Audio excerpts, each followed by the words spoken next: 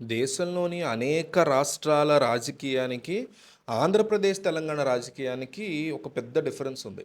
కర్ణాటకలో కాంగ్రెస్ పార్టీ గెలిస్తే ఆ ఎఫెక్ట్ తెలంగాణ ప్రాంతంలో పడింది.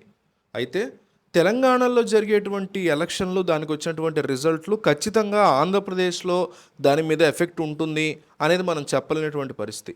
కానీ ఒక పార్టీకి సంబంధించి ఒక రాష్ట్రంలో ఉన్న పార్టీకి, ఇంకో రాష్ట్రంలో ఉన్న పార్టీకి మధ్య సయోధ్యలు ఉండడం, సపోర్టులు చేసుకోవడం ఎక్కువగా నడుస్తూ ఉంటుంది.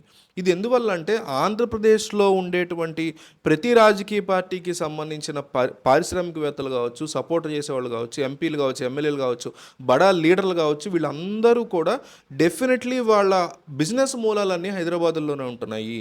అందువల్లే గత ఎన్నికల్లో 2019 ఎన్నికల్లో కేసీఆర్ తెలుగుదేశం పార్టీకి సంబంధించినటువంటి మానిటరీ వ్యవస్థని కంట్రోల్ చేయగలిగారు. తన యొక్క బలగాల్ని వాడి, తన పోలీసులను వాడి, తన ఐటీని వాడి, తన ఈడీని వాడి వీళ్ళందరినీ కూడా ఉపయోగించుకుని కేసీఆర్ అప్పట్లో చాలా తెలివిగా తెలుగుదేశం పార్టీకి సంబంధించి ఉన్నటువంటి ఆర్థిక మూలాల మీద తన కంట్రోల్ని తీసుకురాగలిగారు. తద్వారా జగన్మోహన్ రెడ్డికి ఇండైరెక్ట్గా హెల్ప్ చేయగలిగారు. ఎక్కడా కూడా మనీ అనేది టర్న్ అవ్వకుండా, ఎక్కడా కూడా డబ్బులు అనేవి ఒక మనిషి నుంచి ఇంకో మనిషికి వెళ్లకుండా, ప్రజల వద్దకు డబ్బులు వెళ్లకుండా ఆపగలిగి కేసీఆర్ జగన్మోహన్ రెడ్డికి ఇండైరెక్ట్గా అప్పుడు హెల్ప్ చేశారు. అయితే ఇప్పుడు అదే హెల్ప్ని రేవంత్ రెడ్డి కూడా జగన్మోహన్ రెడ్డికి వ్యతిరేకంగా చంద్రబాబుకి పాజిటివ్గా చేయబోతున్నారు అంటూ ఒక కొత్త రూమర్ కనిపిస్తోంది.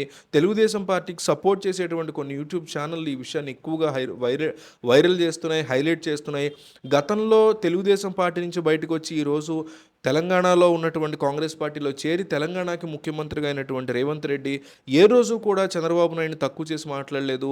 అందువల్లే తెలుగుదేశం క్యాడర్ ఎప్పుడు కూడా కాంగ్రెస్ పార్టీకి వెన్నుదన్నుగా ఉంటూ వచ్చింది. మొన్న ఎలక్షన్లో కూడా కాంగ్రెస్ పార్టీ గెలుపుకి ఎంతో కొంత దోహదం చేసింది తెలుగుదేశం పార్టీకి సంబంధించినటువంటి క్యాడర్.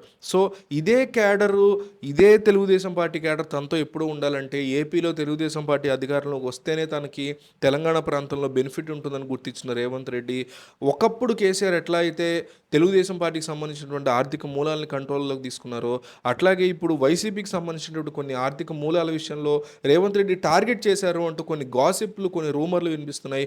ఇది కన్ఫామ్గా జరుగుతుందా లేదా అనేది కూడా తెలియదు. కేవలం మనకున్నటువంటి అవగాహన మీద చెప్తున్నటువంటి అంశం. సో రేవంత్ తీసుకునేటువంటి నిర్ణయాలు, రేవంత్ రెడ్డి తీసుకునేటువంటి ఆలోచనలు ఇవన్నీ జగన్మోహన్ రెడ్డి యొక్క భవిష్యత్తుని, ఆయన సీఎం కుర్చీ భవిష్యత్తుని డిసైడ్ చేయబోతున్నాయి అంటున్నారు.